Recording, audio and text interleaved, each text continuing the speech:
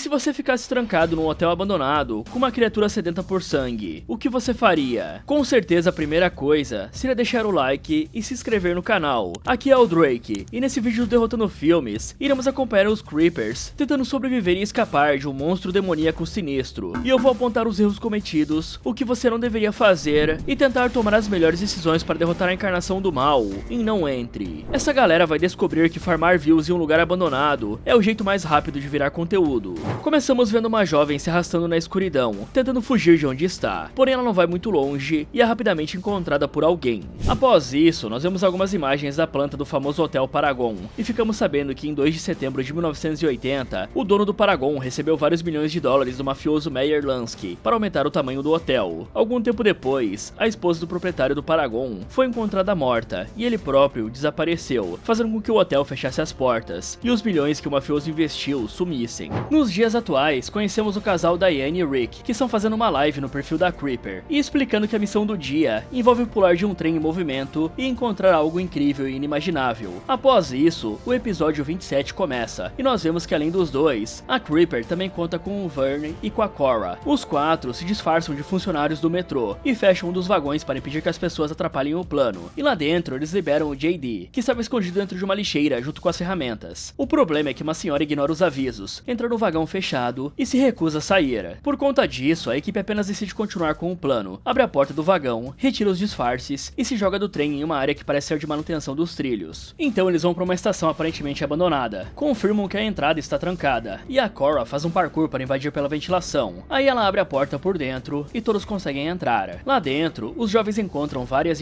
pichações, incluindo uma obra do Basquiat antes dele ser famoso e prestigiado da forma que é hoje em dia. E como o código do grupo é apenas documentar as coisas que acham, o Vern tira algumas fotos e o grupo já se prepara para ir embora. O problema é que o JD fica muito ganancioso e começa a danificar a parede para arrancar um pedaço da obra, ignorando completamente o código e os avisos do grupo. Por isso, o Rick briga com o doidão e o expulsa do grupo e do metrô. Só que logo após o JD desaparecer, a Cora escuta um grupo de segurança se aproximando e todo o grupo sai correndo pelos túneis para fugir. Alguns dias depois, o grupo se reúne e vê que o vídeo só pegou 82 views em um dia de publicação e começa a discutir o que precisam fazer para bombar na internet, cogitando se devem mostrar o corpo ou simplesmente desistir por não serem carismáticos. E aí, aproveitando a chance, o Rick fala que conhece um lugar e mostra o mapa do Hotel Paragon pra galera. Ele explica que investigou o local e descobriu que além de ser a construção onde o mafioso Meyer Lansky supostamente escondeu 300 milhões de dólares, todas as pessoas que foram atrás da grana desapareceram, pois de acordo com a lenda, é lá que o mal habita. O grupo fica bem animado com isso, principalmente porque iriam ficar ricos se achassem a grana. Por esse motivo, o Rick já corta a animação do grupo e lembra que de acordo com o código, eles não podem tocar em nada, mesmo que seja o dinheiro. E apesar de ficarem bastante tentados pela grana, eles aceitam as condições e prometem que vão seguir o código. Além disso, a Diane surpreende o Rick e mostra que pintou o cabelo de vermelho. O problema é que a única reação do Rick é dizer que ficou diferente, o que deixa o clima bem estranho e faz os outros virarem os olhos. O mais estranho é que no momento em que a Diane para de prestar atenção no Rick e decide mexer no notebook, ela vê que os Scavengers compartilharam um novo vídeo, então ela conta pro grupo, e eles descobrem que é apenas o JD curtindo com a cara dos Creepers e mostrando que roubou um pedaço de uma obra do Basquiat. O mais doido é que um dos idiotas, o Todd, até brinca de roleta russa só pra mostrar que é descolado. Aí quando os outros se afastam, a Diane manda o idiota prestar atenção e escreve Paragon na hashtag.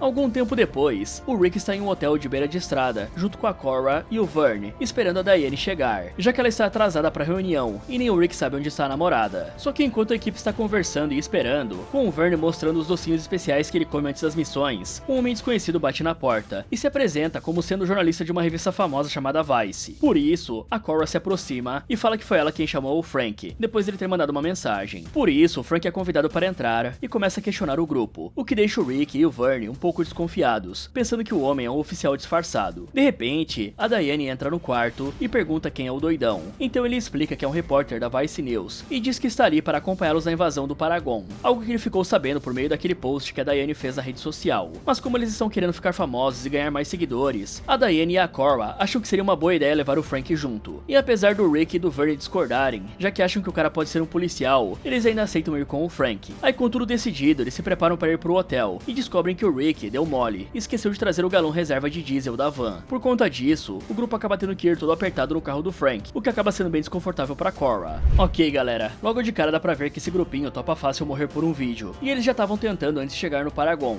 naquela missão do primeiro episódio que a gente viu eles pulando de um trem. E pra você ver o tamanho da burrice, o metrô pega fácil de 50 a 90 km por hora, dependendo do trecho. Pular de um nessa velocidade é a mesma coisa que abrir a porta do carro na estrada e se atirar. E galera, só em 2024, 6 adolescentes morreram em Nova York fazendo o tal do Subway Surfing, que é subir em um trem em movimento para gravar para rede social. É a mesma atenção que esses caras estavam caçando. E para conseguir fazer isso, eles se passaram por funcionários do metrô e fecharam um vagão inteiro. E ninguém ali estranhou esse monte de jovem com câmera e colete fake bancando o funcionário do metrô. Só que tem um detalhe que eles ignoraram. O metrô não anda com a porta aberta. Ele tem uma trava que corta a força justamente para ninguém fazer o que eles fizeram. E se você forçar a porta com um trem andando, o freio poderia travar tudo. E mesmo assim eles abriram, tiraram o disfarce e se jogaram numa área de manutenção dos trilhos, como se fosse um parquinho. E galera, a parte que mais me irrita nisso tudo é a burrice da Diane. Essa garota acha que é uma ótima ideia postar para onde eles vão. Qual o sentido de avisar pros outros para onde você tá indo? Tem uma regra básica aqui. Você não avisa ninguém desconhecido quando vai fazer alguma coisa. Afinal, você não vai viajar e avisar no Instagram que a sua casa vai ficar vazia por uma semana, né? Um ladrão de verdade usa exatamente esse tipo de post para achar a casa para roubar. Tem policial que já rastreou o assalto pelo post de viagem que a família fez. Primeiro você viaja e de preferência só posta depois que volta. Postar antes é telegrafar pros outros o que você vai fazer. Agora que ela fez isso, qualquer um pode ver. Desde gente que também vai atrás da grana, até gente que pode emboscar eles assim que chegarem lá, para roubar o equipamento de filmagem da equipe, por exemplo. E esse grupo tá praticamente pedindo para se ferrar, né? Afinal, eles deixaram um cara aleatório entrar na equipe, só confiando no papinho dele. Pra começo de conversa, galera, por que um repórter da Vice ia estar interessado num grupo que consegue as incríveis 82 views? Esse cara tá querendo registrar um exemplo de como flopar? Isso não faz sentido nenhum. E esses imbecis nem pensam em questionar o cara direito. Eles não pedem uma credencial, não olham no LinkedIn nem no Instagram dele para ver se era real. E ainda por cima, nem suspeitam que se o cara viu o post da Diane, mais gente também viu. Só com esse detalhe, já era caso de reagendar essa exploração inteira para outra semana. Ainda mais considerando a lenda da grana. Isso que eu nem tô falando do preparo de idiota que esse pessoal fez. Você vai entrar num hotel abandonado gigante, e a coisa mais parecida com um kit médico que a sua equipe carrega é um docinho de samambaia. E o problema é que essa parada bate forte. Se você ingere, isso pega bem mais forte do que se fosse feito do outro jeito. E ainda por cima não sobe na hora. O efeito vem devagar, e o pico só chega umas 3 horas depois. Aí pega um maluco que acha que isso não fez efeito, come mais, e quando o tranco vem de verdade, ele já tá lá dentro, no escuro, justo na hora que precisava do corpo e da cabeça afiada pra reagir. Um explorador de verdade enche o kit de atadura, antisséptico, o básico pra estancar um corte num lugar cheio de ferro enferrujado. O kit deles faz o contrário, deixa o reflexo lento, bem quando ele tinha que estar mais rápido. E galera, o Rick decorou o mapa do Paragon, sabia a lenda dos 300 milhões do Lansky de cor, mas esqueceu um galão reserva de diesel da própria van. O líder estudou a parte que rende a história, e largou a parte que tira todo mundo vivo de lá. E o diesel é o de menos. Um explorador sério entra num lugar desse com rádio, lanterna reserva, mapa de papel para não depender de sinal, e um kit de primeiros socorros que preste. O rádio é porque num lugar isolado o celular não pega, e esse vira o único jeito de chamar um outro colega se alguém se perde lá dentro. E coisas desse tipo acontecem de verdade. O Dmitry Beshentsev, um youtuber russo com uns 80 mil seguidores, entrou em um prédio abandonado em Moscou para gravar, e morreu de queda lá dentro. Teve até fotógrafo que despencou do 20º andar de um hotel abandonado fazendo a mesma coisa. Um prédio abandonado tem perigo em todo canto, pessoal. Tem piso podre que cede com seu peso, escada sem corrimão, buraco no escuro, ferragem solta e pregos esperando para te cortar. Qualquer um desses te derruba, e sem ninguém para te achar, e sem nada para fazer um curativo no machucado, um tombo besta pode te matar. Antes de botar o pé num lugar desse, você combina como cada um vai se falar e leva o que cuida de você se der merda. Esse grupo não fez o mínimo.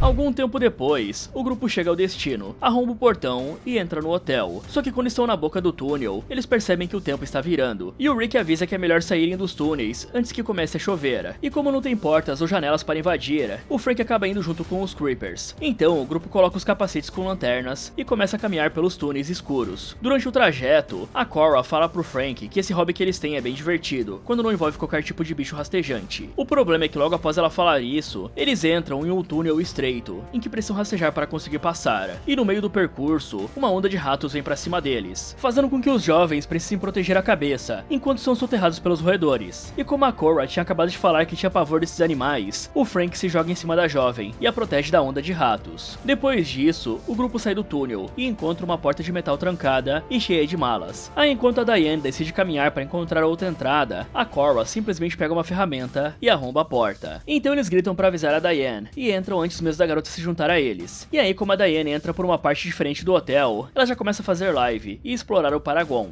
Ela até resolve tocar um piano velho velho que está no meio do salão. Ao mesmo tempo, o resto do grupo também começa a explorar o hotel e a gritar para comemorar. O problema é que isso faz alguns pássaros saírem voando e baterem em um lustre gigante. Por conta disso, o lustre desaba com tudo em cima da Cora, que por sorte consegue desviar no último minuto. Alguns segundos depois, a Diane recebe uma ligação do Rick e desliga na hora por conta da live. Justo nesse momento, ela escuta alguns barulhos na escuridão e decide ir embora imediatamente. Mas infelizmente ela tropeça em um buraco na escada e é atacada pelas costas por uma criatura extremamente pálida. Por conta disso, ela para de responder às ligações do Rick e o cara começa a ficar preocupado com a namorada. E aí ele fala pro grupo que antes deles confirmarem que ela está bem, é pra procurarem de maneira certa, indo de quarto em quarto por todos os andares. Porém, assim que o Rick se afasta, a Cora começa a conversar com o Frank e falar um pouco sobre o grupo pro cara. Ela explica que o Rick e a Diane brigaram recentemente porque a Diane pintou o cabelo, só que ela deixa claro que o problema é mais profundo que isso, e que na verdade, os dois têm uma visão diferente do futuro, pois enquanto o Rick quer uma esposa comum e uma família, a Diane quer desbravar o mundo. Além disso, o grupo inteiro só deixa o Rick acreditar que é o líder, porque ele é quem consegue os equipamentos para as missões, até porque na realidade, a Diane controla a van e o próprio Rick. Fora isso, a Cora também fala que o Vern é o fotógrafo do grupo e que ela mesma é a chave, já que ela abre todas as portas que estão fechadas e mantém a equipe unida. Então a Cora agradece o cara por tê-la ajudado no túnel, vê o anel no dedo do Frank e pergunta pra ele qual é o nome da esposa e se ele tem uma foto dela. Aí o cara fica todo animadinho, conta que a mulher se chama Amanda e mostra uma foto dela, que se parece bastante com aquela jovem do começo. Nessa hora, o Rick aparece de repente e chama os dois para continuarem as buscas. Ao mesmo tempo, o Vern está fotografando o Paragon, quando de repente, avista marcas bizarras de garras na parede. Então depois de ficar cagado com esses sons, ele decide voltar para perto do grupo. Assim que o Vern vê os outros três tentando abrir uma porta para encontrar a Diane, ele mostra uma foto das marcas de garra e os faz entender que a situação está bem perigosa. Por isso, o Rick fala que eles precisam achar a Diane e dar o fora dali o mais rápido possível. E como as coisas realmente estão estranhas, o Vern e a Cora decidem ir até a recepção para ver se encontram uma chave mestra, enquanto o Rick e o Frank continuam procurando pela Diane. E é claro que eles se separam assim, porque o Vern não confia nem um pouco no Frank. No caminho até a recepção, o Vern e a Cora brincam um com o outro, e o Vern zoa com a amiga, falando que sentiu um clima entre ela e o Frank. Porém a Cora diz que o único clima que ela sentiu foi o do Vern na parte de trás do carro. E isso faz o cara mudar de assunto rapidinho para encontrar a chave mestra. Mas durante a busca, o jovem encontra um jornal antigo, falando sobre o assassinato da esposa do dono do hotel, e sobre um boato de que o peito dela estava destruído, e sem o coração, o que acaba com o clima deles. Em paralelo a isso, o Frank e o Rick estão conversando numa boa, quando de repente, o Rick acaba pisando em uma armadilha, sendo que por sorte, o Frank estava bem ali, e consegue tirar ela do pé do amigo rapidamente. Os gritos acabam atraindo os outros dois, e quando o Vern vê o Frank mexendo na perna do Rick, ele parte pra cima do cara, pensando que o doidão fez algo com o amigo. Porém o Frank consegue acalmar o Vern e explicar o que aconteceu. Então ele pega uma garrafa de bebida e usa para esterilizar o ferimento do coitado. E assim que o Frank termina os primeiros socorros, eles escutam o celular da Diane tocando no segundo andar e vão verificar rapidamente. Chegando lá, o grupo encontra uma árvore cheia de celulares e vê que o aparelho da Diane estava entre eles. No celular, a equipe vê o vídeo do que aconteceu antes da Diane ser capturada e percebe que a situação está muito mais feia do que parece e que talvez eles precisem chamar a polícia. Só que o Rick e o Frank falam que eles não têm tempo para esperar uma viatura chegar e decidem se mover em silêncio para encontrar a Diane. Ok, galera, geralmente um lugar abandonado desse é selado, ou no mínimo bem fechado para manter intruso longe. O hotel até tem portas e janelas seladas, mas a entrada não estava muito difícil, né? Já que tinha o túnel. E esse não é um túnel qualquer, é um dos que enchem de água na chuva, tanto que o próprio Rick manda todo mundo sair dali antes de começar a chover. E por isso que um túnel desses costuma vir com uma grade soldada na boca. E isso não é frescura, galera. Numa chuva forte, ele alaga rápido e afoga quem tá dentro. Só nos últimos anos, foram dezenas de mortes com gente sendo sugada por um dreno desse jeito, tanto que botar grade nessas aberturas virou obrigatório. Fora que aberto desse jeito, ele ainda vira abrigo de morador de rua. Só em Las Vegas, tem mais de 300 pessoas vivendo nos túneis de drenagem da cidade. Ou seja, num prédio fechado pra valer, essa entrada seria a primeira a ganhar uma grade. A do Paragon tava escancarada. E por que será que justo ela ficou aberta? E eles mal entraram no trecho de rastejar, e uma onda de rato desceu por cima deles. Esse bicho não foge em bando de um corredor inteiro à toa. Quando um rato dispara assim, é porque alguma coisa maior mexeu com o ninho lá no fundo. Pode ter sido um trecho que desabou, gente circulando, ou um predador rondando no escuro. Esse lugar que eles juraram ser abandonado há décadas, tinha movimento bastante pra tocar uma colônia inteira pra fora. Sozinho isso não prova nada, mas já é o segundo aviso antes deles pisarem no salão.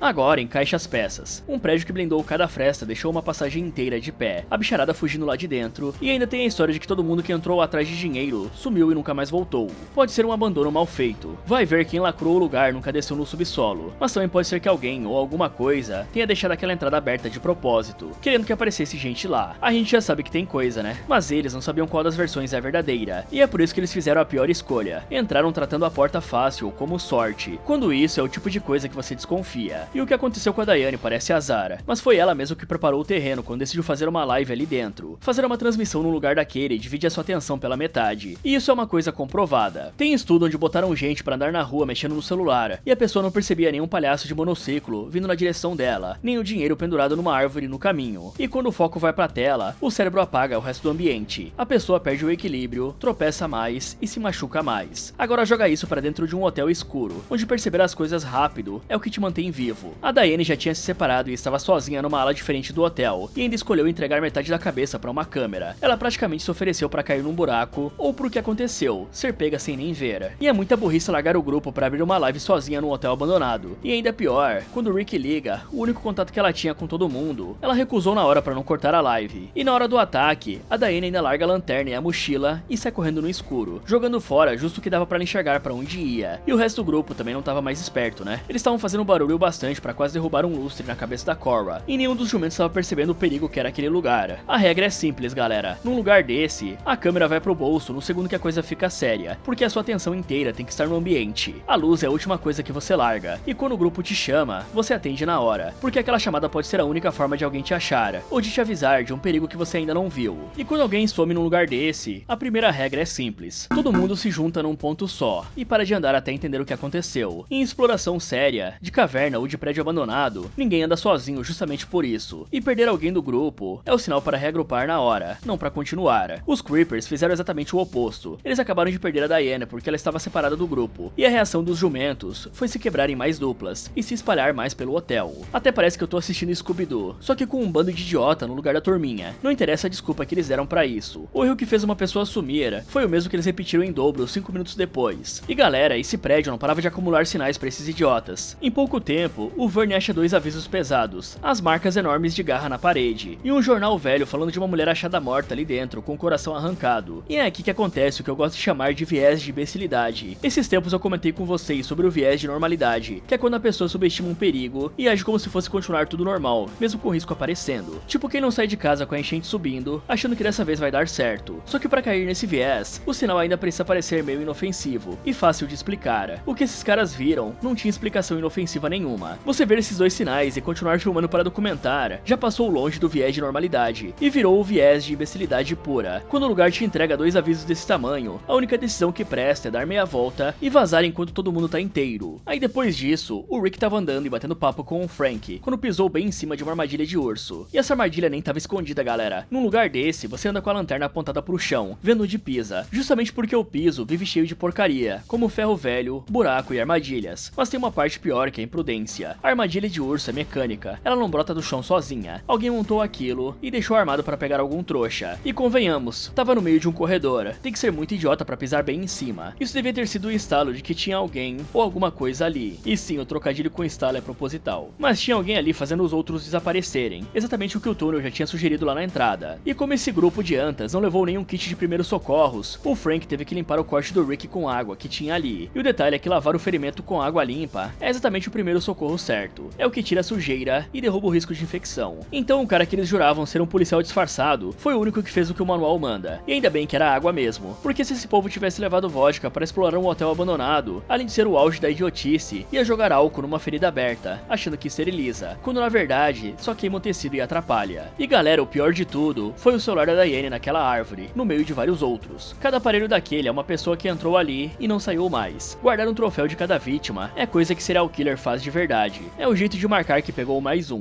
Ou seja, aquela árvore não era o enfeite macabro do cenário, era a prova de que tem alguém ali colecionando gente. E o celular da Diane tinha acabado de entrar na lista. E quando eles abrem o celular da garota, encontram um vídeo do que aconteceu com ela pouco antes de ser levada. E aqui tem mais uma burrice, né? Eles só conseguiram ver isso porque a Diane não tinha botado nenhuma senha no aparelho. Essa galera não para de me surpreender com a burrice deles. Porque não ter senha no celular é uma burrada em qualquer lugar. Não tem nada a ver com o hotel. É a sua vida inteira destravada pra quem pegar o aparelho. Mas enfim, agora eles tinham prova de que uma amiga foi atacada e tava desaparecida ali dentro. Isso é uma emergência de verdade. O tipo de chamada que a polícia trata como prioridade. E mesmo que a viatura demorasse um pouco para chegar num lugar afastado, chamar reforço funcionava como um backup. Não impedia eles de continuar procurando a Diana ao mesmo tempo. Uma coisa rodava junto com a outra. E não tinha sentido nenhum eles evitarem de ligar pra polícia. Alguns minutos depois, o grupo é pego de surpresa quando o homem mascarado aparece do nada. Por sorte, o Frank saca uma pistola e rende o desconhecido, que na verdade acaba sendo o JD. Mas do nada, o Todd aparece da escuridão e derruba o Frank com uma barra de metal. Dessa forma, eles desarmam o cara e rendem todo o grupo. Em seguida, os Scavengers recolhem os celulares das vítimas, e o Todd começa a perguntar onde está o dinheiro. Só que o Rick responde perguntando onde está a Diane, e a Cora apenas explica pro Frank que esses doidões são os lixos dos Scavengers, as pessoas mais detestáveis do mundo. Isso acaba irritando o Todd e o amigo dele, e as coisas começam a escalar, principalmente porque a Cora não dá pra trás em nenhum momento. Aí na hora em que o Todd resolve explodir a boca da jovem, o Frank pergunta se o garoto realmente sabe como usar uma arma. Isso deixa o Todd ainda mais puto, e ele questiona se o Frank é um policial. Então o Frank responde que não, e fala que só está ali procurando pela esposa jornalista, que desapareceu alguns meses atrás nesse hotel, junto com uma fotógrafa. E como a polícia não ajudou em nada, e ele mesmo não conseguia invadir, ele resolveu se juntar aos Creepers quando viu o posto da Diane. Só que como já era de se esperar, o Todd não se importa nem um pouco com isso, e continua decidido a acabar com a Cora, o que deixa o JD bem hesitante, já que ele não achava que as coisas iam chegar tão longe. Nesse momento, o Todd ainda puxa um pano do bolso, e o Rick se joga em cima do cara, dizendo que isso é da Diane. E aí, dando uma de bom moço, o Todd se desculpa e devolve o pano pro Rick.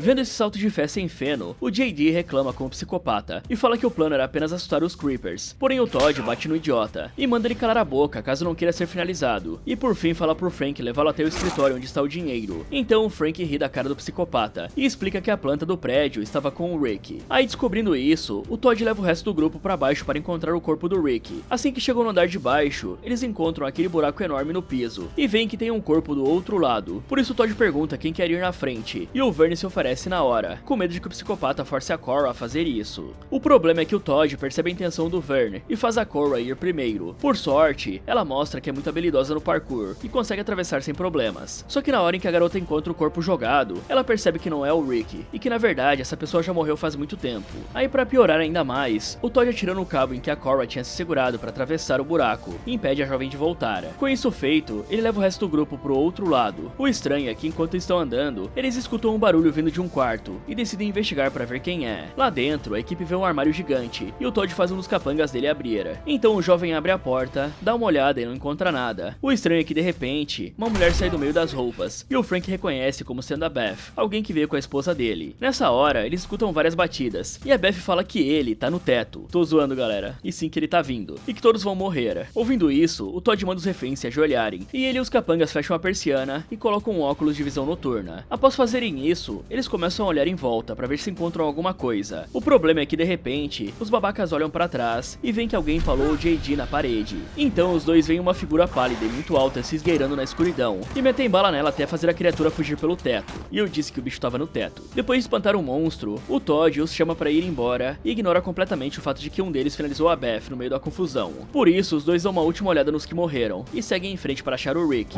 Em paralelo, a Diane acorda em um quarto todo preparado para um ritual e descobre que está presa ali. Ao mesmo tempo, a Cora escuta um barulho vindo de um quarto e vai investigar. Dessa forma, ela acaba se encontrando com o Rick, que estava escondido embaixo de uma cama. Mas antes que os dois consigam conversar, eles escutam um barulho vindo do lado de fora e correm para se esconder, com o Rick voltando para baixo da cama e a Cora entrando em um guarda-roupa. Logo em seguida, uma criatura extremamente pálida e alta entra no quarto e começa a procurar bem lentamente. Aí a criatura abre o guarda-roupa e começa a cheirar a peça que tem ali. Porém, como o Rick sabe que é apenas questão de tempo até que a Cora seja encontrada, ele ataca a criatura por trás e dá tempo o suficiente para a menina conseguir escapar do quarto, sendo que ele mesmo é jogado com tudo contra a parede. Após sair do quarto, a Cora encontra um elevador e se tranca dentro dele. O problema é que o monstro acaba sendo muito rápido e consegue pegar o braço dela através da grade. Por sorte, a garota consegue se libertar e ligar o elevador para sair desse andar. Alguns segundos depois, a Cora chega à sala de segurança e vê pelas câmeras uma mulher sentada em um quarto escuro e a Diane trancada no quarto do ritual. Bom, galera, você nunca deve sacar uma arma e assumir que tá 100% seguro. O Frank ficou mirando no mascarado na frente dele, achando que tinha controlado a situação, mas acabou tomando uma porrada do lado cego dele, perdendo a arma no processo. E isso acontece porque quando o perigo aparece, a sua visão afunila, a adrenalina bate e o seu olho gruda na ameaça da frente, enquanto você para de registrar tudo que tá fora do seu eixo, como os lados e os cantos. Não é à toa que em um tiroteio de verdade, a pessoa acaba levando bala de quem tava no canto que ela deixou de vigiar, e não do alvo que tava bem na frente. Por isso, quem treina para entrar em um lugar perigoso, aprende a varrer os cantos, antes de apontar para qualquer coisa. O Todd jogou exatamente exatamente com isso. Ele botou uma isca bem na frente do Frank pra ele esquecer que tinha gente vindo pelo escuro, e o cara não ganhou só na tática, ele leu o grupo no emocional também. Muitos psicopatas conseguem entender o que você sente sem sentir nada, e usar isso contra você. É exatamente o que o Todd fez com aquele pano. O erro foi acreditar na pena de um cara que tinha acabado de render todo mundo na marra. E por ser burro e acreditar no psicopata, o único cara que tinha um mapa saiu voando. E aqui eu preciso ser justo com eles. O erro não foi usar um mapa de papel. Pelo contrário, galera. Papel é o tipo de backup que você leva de propósito, justamente porque não depende de bateria nem de sinal pra funcionar. O problema foi a matemática. Uma cópia só, no bolso de um cara só. Isso transforma uma única pessoa no ponto fraco do grupo inteiro. Bastou ele sumir para a rota de saída de todo mundo ir junto. E a regra aqui parece boba de tão simples. Você bate uma foto da planta e joga no celular de cada um,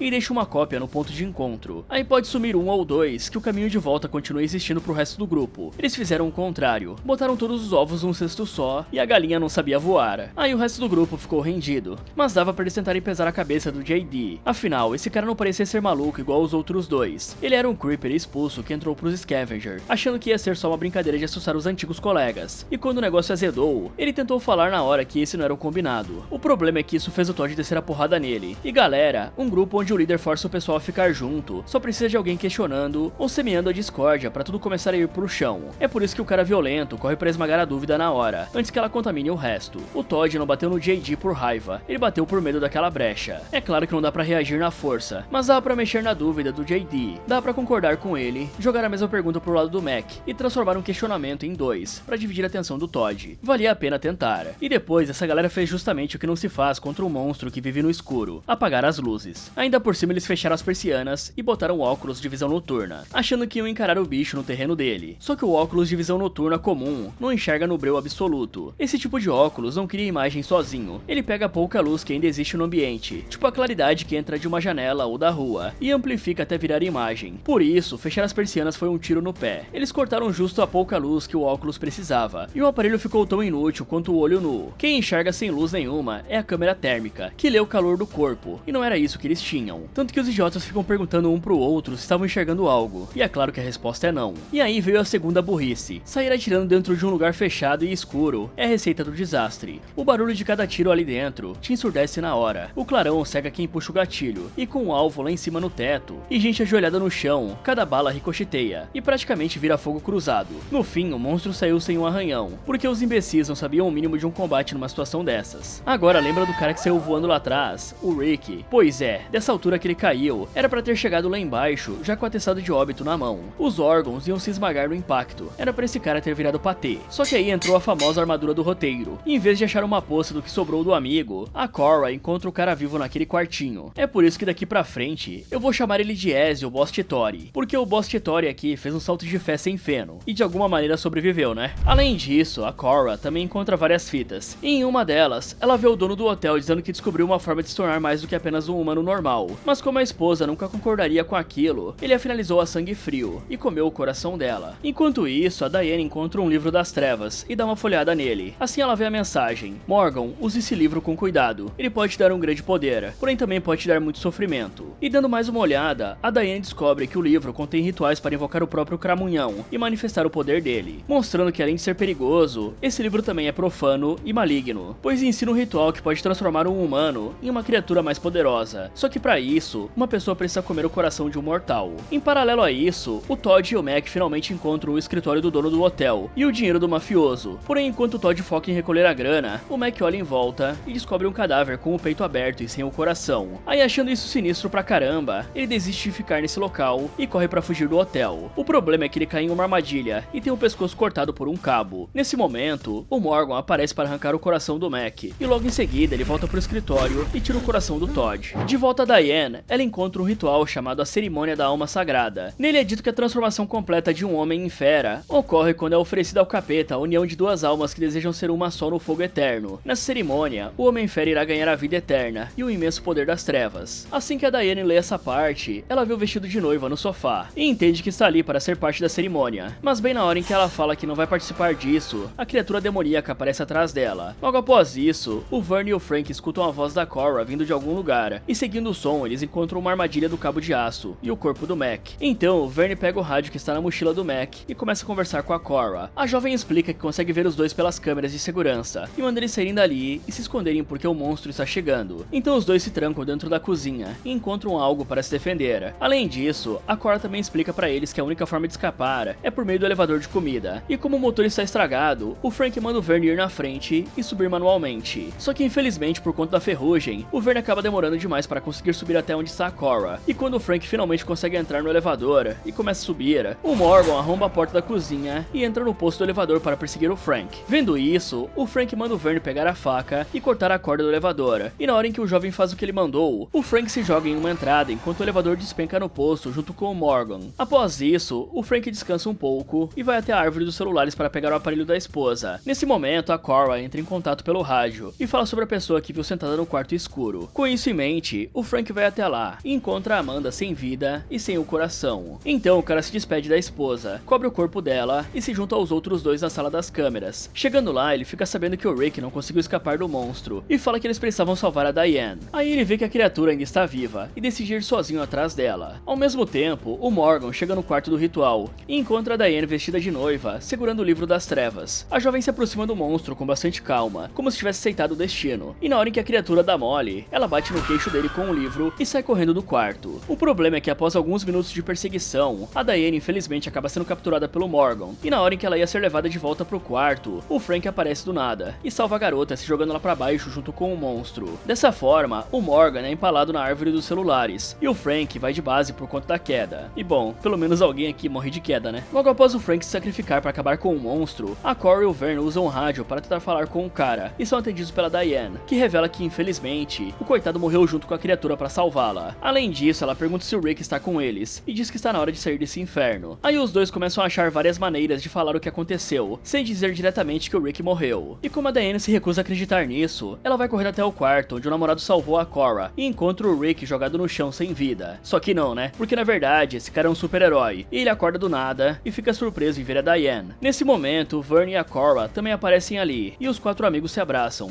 dando graças a Deus que esse pesadelo acabou. Após isso, nós vemos várias matérias falando sobre como os Creepers encontraram o dinheiro perdido do mafioso Lansky. Graças a isso, o canal deles fica mais bombado do que nunca e alguns vídeos chegam a passar de 50 milhões de views. Na verdade, o vídeo do Hotel Paragon repercute tanto que alcança 100 milhões de views e muitas pessoas começam a duvidar do que é real e do que não é nas gravações. Algum tempo depois, durante uma viagem de carro para a próxima missão, eles agradecem ao Frank por toda a ajuda e o Rick mostra que guardou uma mala cheia daquele dinheiro do Lansky. Afinal, eles merecem bastante e apenas um pouquinho não quebra o código. Ok, galera, esse bicho tem um padrão. Ele arranca o coração de todo mundo que pega, mas faz questão de manter a Diane viva de vestido de noiva. Então, qual o sentido de matar todo o resto e guardar só ela inteira? Quando uma vítima é tratada diferente das outras, isso tá dizendo alguma coisa. A Diane estava sendo guardada para uma cerimônia, então ela tinha data marcada para morrer. É por isso que esse grupo tava com o tempo contado. E eles não fizeram nada com isso. Eles tinham tempo para montar um jeito de tirar a Diane de lá, mas ficaram só se enrolando. E além da burrice da própria criatura, esse povo começou a ganhar poderes psíquicos, né? Porque não faz sentido a Cora pegar um rádio e sair chamando o Vern e o Frank, sem saber que os Scavengers tinham um rádio na mochila. Pra entender o tamanho da cagada, vamos por partes. A Cora simplesmente pegou um rádio e começou a chamar os dois. Só que o Vern e o Frank não são Scavengers, eles não andam com rádio nenhum. Ela tá no escuro, sem nenhum motivo pra achar que tem alguém no outro lado ouvindo. Esse é o primeiro furo. O plano dela só funciona se por um milagre, alguém pertinho deles tiver um rádio ligado na mesma frequência. E foi exatamente o milagre que rolou, que é um rádio do Mac. Esses Scavengers nunca usaram nenhum, e mesmo assim o cara tinha um na mochila, ligado, bem no caminho dos dois. E se fosse só isso tava bom, né? Mas ainda tinha um aparelho que ela achou em cima da mesa de um bicho que não falava com ninguém. Faz total sentido, né? Ainda mais que ele nem pisou nessa sala depois que começou a caçar o pessoal. Então como é que o rádio dele ia estar na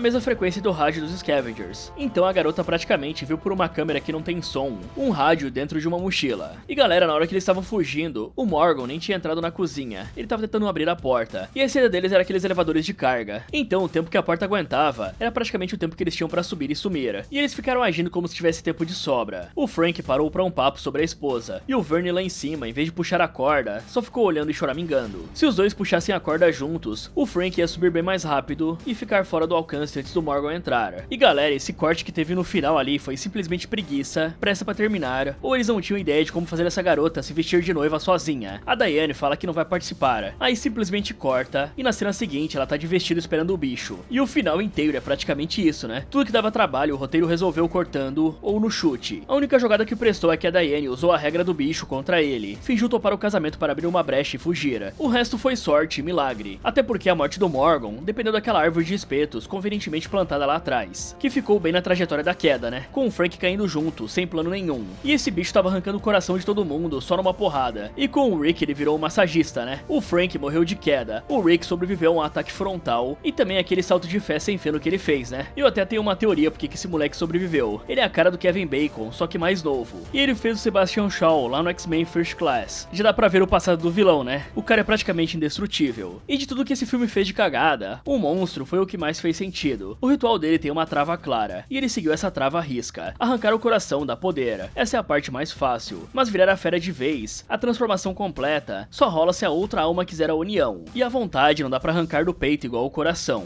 Isso não é uma viagem do roteiro, é uma regra clássica de pacto. No folclore, comer o coração pra roubar a força e a vida de alguém já é algo documentado faz tempo. E a regra mais antiga de pacto com o capeta é que a alma se convence, não se toma na marra. O capeta seduz, te convence, mas quem dá o sim é você. Por isso que ele manteve a Diane viva e de noiva em vez de matar logo, porque o que ele precisava dela era o sim. Ele já tinha tentado uma vez lá nos anos 80. A mulher dele não aceitou a união, e sem esse sim ele empacou no meio do caminho, com meio poder. Por isso que ele ficou 40 anos caçando uma noiva que topasse. No fim, o Morgan foi o único personagem do filme que não furou a própria lógica uma vez em 40 anos. Já é mais do que dá pra falar do pessoal que tava do lado certo, né? Porque lembro do começo, quando o Rick expulsou o JD do grupo por arrancar um pedaço da pichação de uma parede, ele soltou o maior sermão e até bateu no cara. Pois é, né? No fim, esse mesmo cara guardou uma mala lotada de grana do mafioso. E ainda tem a cara de pau de dizer que um pouquinho não quebra o código. Então esse código só valia quando ele queria, né? Agora falando das notas, vamos começar pelo Rick. Ele tira uma nota 3. E aqui o cara decorou a lenda dos 300 milhões e o mapa do Paragon de Cora, mas voltou a única cópia da planta no próprio bolso. Quando o Todd jogou ele do buraco, a rota de fuga do grupo inteiro foi junto. E pra fechar, o mesmo líder que expulsou o JD por arrancar um pedaço de parede é o que guarda uma mala de dinheiro do mafioso no fim. Porque um pouquinho não quebra o código quando é ele que tá pegando. Passando pra Diane, nota 4. Já essa aqui, ela postou o destino do grupo na hashtag antes de entrar e telegrafou a rota para qualquer um. E foi esse post que trouxe o Frank e colocou os Scavengers na mesma armadilha. Só que é a mesma Diane que, presa no quarto, leu a regra do bicho no livro e fingiu topar o casamento para abrir uma brecha e correr. Foi a única jogada que prestou dessa história inteira, pena que não durou nem um minuto. Já o Todd recebeu uma nota 5. Ele era o único que sabia ler uma pessoa de verdade. Usou o pano da Diane de isca para tirar o Rick da posição, bateu no JD para calar a dúvida e desarmou o grupo todo pelo lado cego. Mas a hora do bicho, ele mandou fechar as persianas e botar um óculos de visão noturna, que não enxergam no breu. E aí ele saiu atirando num quarto fechado. O monstro escapou sem nenhum arranhão, e ele ainda jogou no buraco a única pessoa que tinha um mapa. Já o Vern recebeu uma nota 6. Esse foi o único que leu o lugar a tempo. Ele achou as garras da parede e o jornal da mulher sem coração, e empurrou o grupo a dar meia volta. Só que no elevador ele nem pensou em ajudar o Frank a subir, e em vez de puxar, ele ficou só olhando e choramingando. Já a Cora tirou uma nota 7, e isso porque foi ela que mais leu o hotel. Ela salvou o grupo quando tava na sala de segurança, achou a Diane pelas câmeras, e foi guiando todo mundo pelo rádio. E o Frank tirou uma nota 8. O falso jornalista foi o único que fez o que o manual manda. Ele lavou o corte do Rick com água em vez de queimar a ferida, e montou a fuga pelo elevador sem depender de arma nenhuma. O único deslize foi sacar a pistola e travar o olho no mascarado da frente sem varrer os outros cantos. E foi aí que o Todd entrou pelo escuro e rendeu todo mundo. E por último, a criatura. Ela tirou uma nota 9. De tudo que deu errado ali dentro, o monstro foi a única coisa que fez sentido do começo ao fim. Ele ficou 40 anos preso na lógica, colhendo coração para ter poder, e tentando achar uma noiva, porque a transformação completa só valia com um sim, que ele não conseguia arrancar a força de ninguém. No fim ele só bateu as botas, porque essa galera teve muita sorte. Já o mais burro do filme é o Rick. Ele concentrou no próprio bolso o mapa, a liderança e o sermão, e não sobrou nenhum dos três quando o grupo precisou. A rota de saída sumiu junto com ele, e o suposto código do cara era só uma régua que valia pros outros. O mais esperto do filme é o Frank. No meio de um bando de idiota que só sabia farmar view, ele foi o único que tratou o lugar como perigo de verdade, e ainda se sacrificou para acabar com o bicho. E galera, pra quem não sabe, eu tenho um grupo no WhatsApp, o Derrotando Ofertas, e sempre vamos avisando lá quando aparece descontos bons de produtos. Lembrando que não é spam, nem aquele monte de link aleatório. A gente filtra e só posta o que realmente tá com preço legal. E tem de tudo um pouco: eletrônicos, coisa de casa, itens do dia a dia, cupom da Shopee, Mercado Livre e Amazon. E se você pretende comprar alguma coisa nos próximos dias, entra lá antes. Pode ser que o que você quer esteja mais barato. A entrada é grátis, é só clicar no link da descrição ou no QR Code que está aparecendo na tela. Fala galera, esse foi Como Derrotar Não Entre. Você acha que conseguiria sobreviver? Me contem nos comentários. Muito obrigado por assistir, e lembre-se de nunca entrar em um lugar que várias pessoas desapareceram.